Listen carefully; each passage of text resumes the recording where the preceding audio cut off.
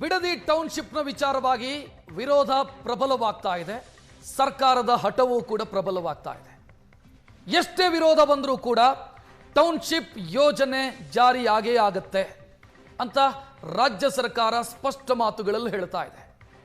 ಸದ್ಯ ರೈತರ ವಿರುದ್ಧ ಕೇಸು ದಾಖಲಾಗಿದೆ. ಪ್ರತಿಭಟನೆ ಇನ್ನಷ್ಟು ತೀವ್ರಗೊಳ್ಳುವಂತ ಮುನ್ಸೂಚನೆ ಕಾಣ್ತಾ ಇದೆ. ಈ ಪ್ರತಿಭಟನೆಯ ಅಖಾಡಕ್ಕೆ ಮಾಜಿ ಪ್ರಧಾನಿ ಎಚ್ ಡಿ ದೇವೇಗೌಡ ಅವರು ಕೂಡ ಎಂಟ್ರಿಯಾಗಿದ್ದಾರೆ. ವಿಧಾನಸೌಧದ ಗಾಂಧಿ ಪ್ರತಿಮೆಯ ಮುಂದೆ ನಾನು ಪ್ರತಿಭಟನೆ ಮಾಡ್ತೀನಿ ಅನ್ನುವಂಥ ಎಚ್ಚರಿಕೆಯನ್ನ ಕೂಡ ಕೊಟ್ಟಿದ್ದಾರೆ. ದಿನದಿಂದ ದಿನಕ್ಕೆ ಬಿಡದಿ ಟೌನ್ಶಿಪ್ನ ಜಟಾಪಟಿ ಜಾಸ್ತಿ ಆಗ್ತಾನೆ ಇದೆ. ಇದರ ಮಧ್ಯೆ ಈಗ ಇನ್ನೂ 4 ಗ್ರಾಮಗಳ ಫೈನಲ್ ನೋಟಿಫಿಕೇಶನ್ಗೆ ಸರ್ಕಾರ ಎಲ್ಲ ರೀತಿಯ ಸಿದ್ಧತೆಯನ್ನು ಕೂಡ ಮಾಡಿಕೊಂಡಿದೆ. ಯಾವ ಗ್ರಾಮಗಳು? ಹೊಸೂರು, ಬನ್ನಿಗಿರಿ, ಕೆಜಿಗೊಳ್ಳರಪಾಳ್ಯ ಮತ್ತು ಅರಳಾಲಸಂದ್ರ. ಈ 4 ಗ್ರಾಮಗಳ ಅಂತಿಮ ಅಧಿಸೂಚನೆಗೆ ರಾಜ್ಯ ಸರ್ಕಾರ ಸಿದ್ಧತೆಯನ್ನ ಮಾಡಿಕೊಂಡಿದೆ. ಇದರ ಸುಳಿವು ಸಿಗ್ತಾ ಇದ್ದಂತೆ ನಿನ್ನೆ ಹೊಸೂರು ಗ್ರಾಮದಲ್ಲಿ ಪಟಾಕಿ ಸಿಡಿಸಿ ಸಂಭ್ರಮಾಚರಣೆಯನ್ನ ಮಾಡಿದರು.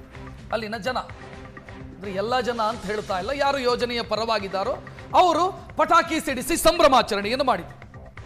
ಈಗಾಗಲೇ ಮಂಡಲಹಳ್ಳಿ, ಅದರ ಜೊತೆಗೆ ಇನ್ನೂ 2 ಗ್ರಾಮಗಳು, ಒಟ್ಟು 518 ಎಕರೆ ಫೈನಲ್ ನೋಟಿಫಿಕೇಶನ್ ಆಗಿದೆ. ಅದರ ಜೆಎಂಸಿ ಸರ್ವೆಯನ್ನ ಕೂಡ ರಾಜ್ಯ ಸರ್ಕಾರ ಮಾಡ್ತಾ ಇದೆ. ಆ ಜೆಎಂಸಿ ಸರ್ವೆಗೆ ಹೋದಾಗ ನಿಮ್ಗೆಲ್ರಿಗೂ ಗೊತ್ತಿದೆ, ಗ್ರಾಮವೇ ರಣರಂಗ ಆಯಿತು ಮಂಡಲಹಳ್ಳಿಯಲ್ಲಿ.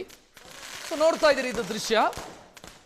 4 ಗ್ರಾಮಗಳು, ಹೊಸದಾಗಿ 4 ಗ್ರಾಮಗಳ ಅಂತಿಮ ಅಧಿಸೂಚನೆಯಾಗಿದೆ ಅನ್ನೋದು ಗೊತ್ತಾಗ್ತಾ ಇದ್ದಂತೆ ಆ ಗ್ರಾಮಗಳ ಜನ, ಯೋಜನೆಯ ಪರ ಇರೋರು ಪಟಾಕಿ ಸಿಡಿಸಿ ಸಂಭ್ರಮಾಚರಣೆಯನ್ನು ಮಾಡಿದ್ದಾರೆ. ಅಂದ್ರೆ ನನ್ನ ಪೂರ್ವಜರಿಯಿಂದ ಬಂದಂತ ಜಮೀನನ್ನ ಸರ್ಕಾರಕ್ಕೆ ಬಿಟ್ಟು ಕೊಡೋದಕ್ಕೆ ಇರುವಂತ ಸಂಭ್ರಮ ಇದು. ಸರ್ಕಾರ ದುಡ್ಡು ಕೊಡುತ್ತೆ, ನಾನು ಜಮೀನನ್ನ ಕೊಡ್ತೀನಿ, ಈ ಗ್ರಾಮವನ್ನ ಬಿಟ್ಟು ಹೋಗ್ತೀನಿ ಅನ್ನೋ ಮನಸ್ಥಿತಿ ಇರುವಂತ ಜನ ಪಟಾಕಿ ಸಿಡಿಸಿ ಸಂಭ್ರಮಾಚರಣೆಯನ್ನು ಮಾಡಿದ್ದಾರೆ. ಒಟ್ಟು 4 ಗ್ರಾಮಗಳು. ನೀವು ಈ ಯೋಜನೆಯ ವ್ಯಾಪ್ತಿಗೆ 9 ಕಂದಾಯ ಗ್ರಾಮಗಳು ಬರುತ್ತೆ. 3 ಈಗಾಗಲೇ ಫೈನಲ್ ನೋಟಿಫಿಕೇಶನ್ ಆಗಿದೆ. ಮತ್ತೆ 4 ಫೈನಲ್ ನೋಟಿಫಿಕೇಶನ್ ಆಗೋ ಹಂತದಲ್ಲಿದೆ. ಆ ಫೈನಲ್ ನೋಟಿಫಿಕೇಶನ್ ಆಗೋ ಹಂತದಲ್ಲಿರುವಂತ 4 ಗ್ರಾಮದಲ್ಲಿ ಫೈನಲ್ ನೋಟಿಫಿಕೇಶನ್ ಆಯಿತು ಅಂತ ಯಾರೋ ಸುದ್ದಿ ಹಬ್ಬಿಸಿದ್ರು, ಸಂಭ್ರಮಾಚರಣೆ ಶುರುವಾಯಿತು. ನೋಡ್ತಾ ಇದ್ದೀರಿ, ಪಟಾಕಿ ಸಿಡಿಸಿ ಸಂಭ್ರಮಾಚರಣೆಯನ್ನು ಮಾಡ್ತಾ ಇರೋದು. ಒಟ್ಟು 9 ಗ್ರಾಮಗಳು. ನಾನು ಆಗ್ಲೇ ಹೇಳಿದೆ 3 + 4 ಅಂತ ಈಗ ಅಂದ್ಕೊಂಡ್ರೆ 7 ಆಗುತ್ತೆ, ಮತ್ತೆ ಉಳಿಯೋದು 2 ಮಾತ್ರ. ರಾಜ್ಯ ಸರ್ಕಾರ ಬಹಳ ಹಠಮಾರಿತನವನ್ನ ಇಲ್ಲಿ ತೋರಿಸ್ತಾ ಇರೋದು ಸ್ಪಷ್ಟ. ಮಾಡೇ ಮಾಡ್ತೀವಿ, ಹಾಗೇ ಆಗತ್ತೆ. ಹೊಸೂರು, ಬನ್ನಿಗಿರಿ, ಕೆಜಿಗೊಲ್ಲರಪಾಳ್ಯ ಮತ್ತು ಅರಳಾಲಸಂದ್ರ, ಮಂಡಲಹಳ್ಳಿ, ವಡೇರಹಳ್ಳಿ ಸೇರಿ ಒಟ್ಟು 3 ಗ್ರಾಮದ್ದು ಈಗಾಗಲೇ 518 ಎಕರೆ ಫೈನಲ್ ನೋಟಿಫಿಕೇಶನ್ ಆಗಿದೆ.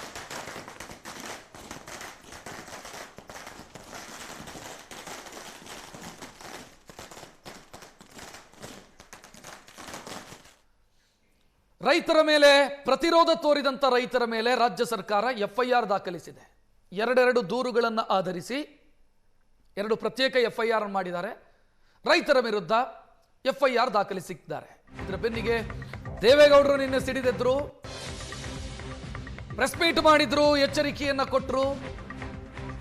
ವಿಧಾನಸೌಧದ ಮುಂದೆ ನಾನು ಪ್ರತಿಭಟನೆ ಮಾಡ್ತೀನಿ, ಟೌನ್ಶಿಪ್ ಯೋಜನೆಯನ್ನ ಕೈ ಬಿಡಬೇಕು ಮತ್ತು ಯಾರ ಮೇಲೆ ಎಫ್ಐಆರ್ ದಾಖಲಾಗಿದೆಯೋ ಆ ಎಫ್ಐಆರ್ ಅನ್ನು ರದ್ದು ಮಾಡಬೇಕು ಅನ್ನೋದು ಅವರ ಆಗ್ರಹ. 10 ವರ್ಷದ ಹಿಂದೆ ಕಾವೇರಿ ನೀರಿಗೋಸ್ಕರ ಗಾಂಧಿ ಪ್ರತಿಮೆಯ ಮುಂದೆ ಪ್ರತಿಭಟನೆ ಮಾಡಿದ್ರು ದೇವೇಗೌಡರು. ಈಗ ಮತ್ತೆ ಬಿಡದಿ ಟೌನ್ಶಿಪ್ ವಿಚಾರಕ್ಕೆ ಸಂಬಂಧಿಸಿದಂತೆ ನಾನು ಗಾಂಧಿ ಪ್ರತಿಮೆಯ ಮುಂದೆ ಪ್ರತಿಭಟನೆ ಮಾಡ್ತೀನಿ ಅಂತ ದೇವೇಗೌಡರು ಎಚ್ಚರಿಕೆಯನ್ನು ಕೊಟ್ಟರು. ದೇವೇಗೌಡರು ಇನ್ನೊಂದು ಮಾತನ್ನು ಹೇಳಿದರು, ನಾನೊಬ್ಬ ಮಾಜಿ ಪ್ರಧಾನಿಯಾಗಿ ರಾಜ್ಯ ಸರ್ಕಾರಕ್ಕೊಂದು ಪತ್ರ ಬರೆದೆ, ಆ ಪತ್ರಕ್ಕೆ ರಾಜ್ಯ ಸರ್ಕಾರ ಕನಿಷ್ಠ ಪಕ್ಷ ಒಂದು ಹಿಂಬರಹ ಕೊಡಲಿಲ್ಲ. ಅಂದ್ರೆ ಪತ್ರ ಸ್ವೀಕೃತಿಯಾಗಿದೆ ಅನ್ನೋದನ್ನೂ ಕೂಡ ರಾಜ್ಯ ಸರ್ಕಾರ ತಿಳಿಸಲಿಲ್ಲ. ಒಬ್ಬ ಮಾಜಿ ಪ್ರಧಾನಿ ಸರ್ಕಾರಕ್ಕೆ ಪತ್ರ ಬರೆದರೆ ಅದಕ್ಕೆ ಸಿಗುವಂತ ಗೌರವ ಇದಾ, ಇಷ್ಟೇನಾ ಅನ್ನೋ ಪ್ರಶ್ನೆಯನ್ನು ಕೂಡ ದೇವೇಗೌಡರು ಕೇಳಿದರು. ನಿನ್ನೆ ಸುದ್ದಿಗೋಷ್ಠಿಯಲ್ಲಿ ಟೌನ್ಶಿಪ್ ಅನ್ನು ವಿರೋಧಿಸಿ ನಾನು ಪ್ರತಿಭಟನೆ ಕೂರ್ತೀನಿ ಅನ್ನೋದನ್ನ ಸ್ಪಷ್ಟ ಮಾತುಗಳಲ್ಲಿ ದೇವೇಗೌಡರು ಹೇಳಿದ್ದಾರೆ.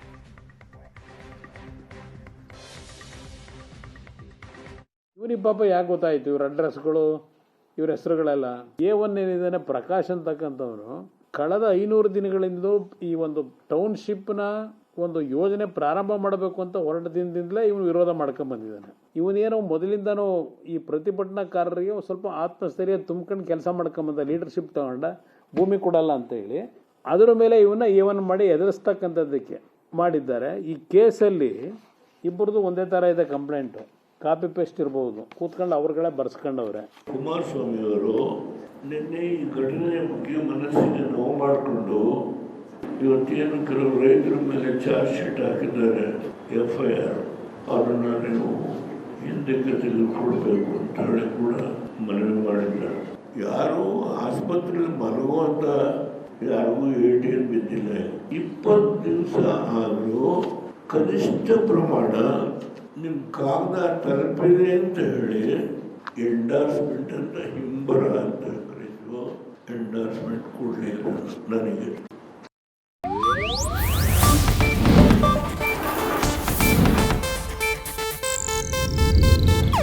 ಇದು ಏಷ್ಯಾನೆಟ್ ನ್ಯೂಸ್ ನೆಟ್ವರ್ಕ್ ಪ್ರಸ್ತುತಿ.